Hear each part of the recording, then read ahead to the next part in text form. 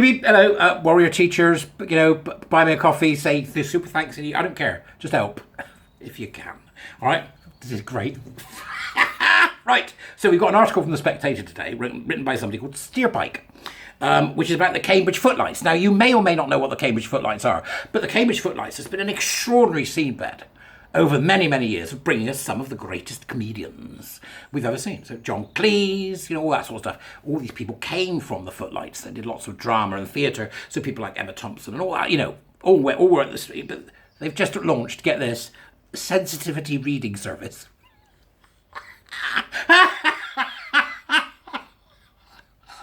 Which is just great, isn't it? So here's something that John Cleese was in the footlights, I believe. Here's something that will make John Cleese splutter on his cornflakes. The Cambridge footlights, whose alumni include, get this is a list of rogues, this is a rogue gallery, Peter Cook, Clive James and David Mitchell.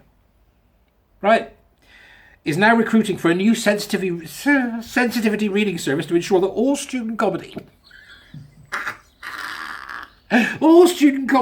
is as inclusive and welcoming as possible. Tell me you have a fundamental misunderstanding of what comedy is without telling me you have a fundamental misunderstanding of what comedy is. This is to check for potential oversights regarding racism, classism, sexism, homophobia, transphobia and ableism. Well, that's screwed it, isn't it? I don't get it. Gays, right? Us gays, in all the years of the errant faggotry that we've carried out, right? We were always the butt of jokes, and some of them are damned funny. Right, okay, some it's just funny. Right? Because we don't care. And everybody gets made fun of. You don't get a free pass. Right? Can it be cruel? Yeah, really cruel. Well, what is it Ricky Gervais says? It's okay as long as it's funny. Right? And you get it. So you get these people that are really righteous about it. Well, I've been in meetings with these people. I've been drink with them afterwards. And I'll tell some off-colour joke about something awful. Right? And they'll all laugh. Ah! And then they go, oh, you shouldn't do that. But oh, it's so funny. Ah! It gives them the sense of being told off like a small child. Because that's what they are, small children. Maybe one of them. Right, so they're checking for all these phobias and isms, like they do going around going, is there any isms? Any phobibs? Any phobes? Any isms? Right, and or any other kind. It says any other kind. Not just the isms and the phobias, any other kind of upsetting material to suggest things that could be rephased or improved, or things that should be cut. Da-dum, da-dum, da-dum, da-dum, da-da-da-da-da. Viva Cutsa sings. This is insane, right? This is on another level. The new optional request for any student written comedy will involve a member of the Footlights Committee offering to vet submissions and conferring with other members of their panel as to any necessary changes. A briefing document for members of Seen by the Spectator stresses that there is an opt-in service and is not at all compulsory, and promises that this is not a joke deletion service. Oh no, it's a joke deletion service. We would seek to maintain all the humour and hopefully we're qualified to do this. No, you aren't. No, you're not. Go away, right? Humour by its nature, particularly humour that pushes against society. Look at us. Look how we sort of hold society up and tickles it on the perineum, and makes it giggle. That's what it does, doesn't it? Go, and, and we make society laugh at itself in order to debunk and to make it lose its utter pomposity. So you prod the pompous, don't you? Prod the pompous. Is it me or does that sound like something out of Fantastical Beasts? That's a pompous. What would it look like? Me, probably.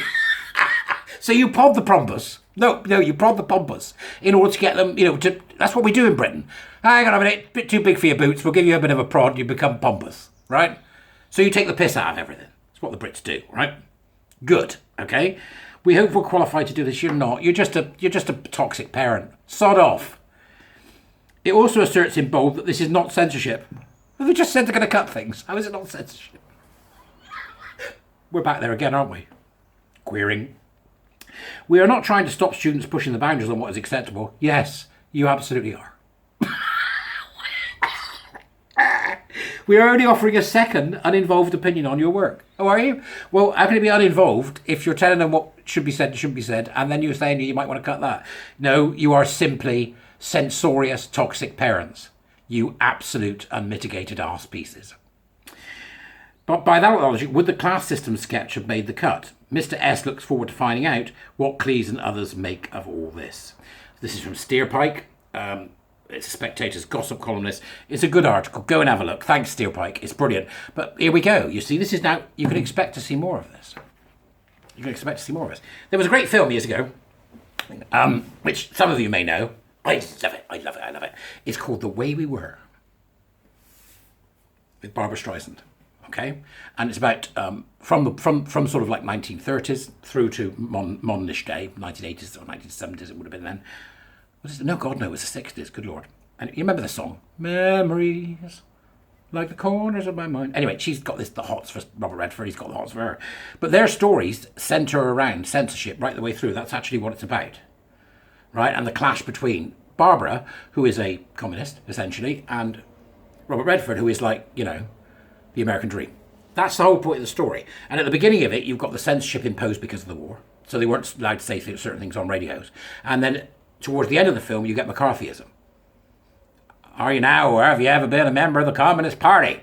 You know, that stuff. You know what I mean? There were lists and people did what they did. So it was all about censorship for various reasons. It's a fascinating little film, but it's also lovely, right? So censorship, okay, that's what it was about. This has always existed, but we don't need it now because, you know, we've got the internet. Sod off, and we're adults. You're a toxic parent, and that's what it is. And what they want to do is censor jokes. And I was thinking very carefully about that.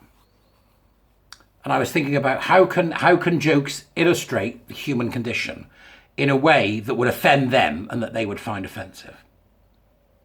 So I'll tell you one of the jokes that I know, which I think illustrates the human condition completely. And that's the one about, I think I've told you this before, but we'll have another go, all right? Got to clean my glasses. We'll have another go because I think it's important that we examine what a joke can do and how powerful it can be. So let's have a go, shall we? So I was in the pub the other day with my friend, right?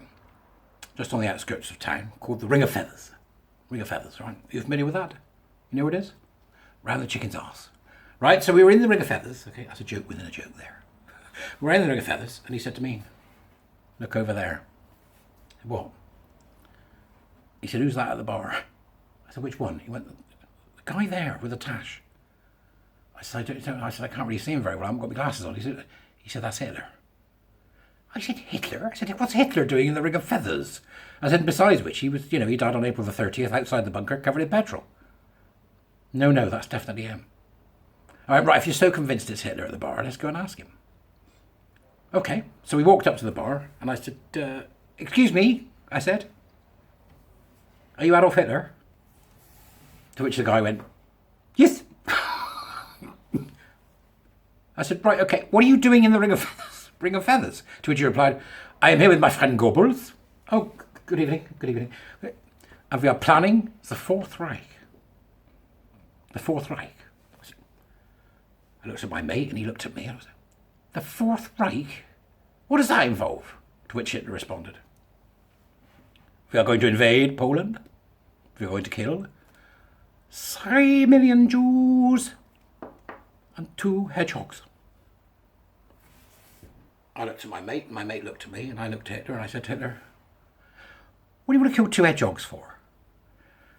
To which Hitler responded, "You see, Goebbels, I told you no one cares about the Jews." Censoring humour is a human wrong. Allowing a toxic parent to interfere in our establishment of where our morality lies is a human wrong. That joke was told to me by a Jewish man I knew many years ago, and it's as powerful now as it was then.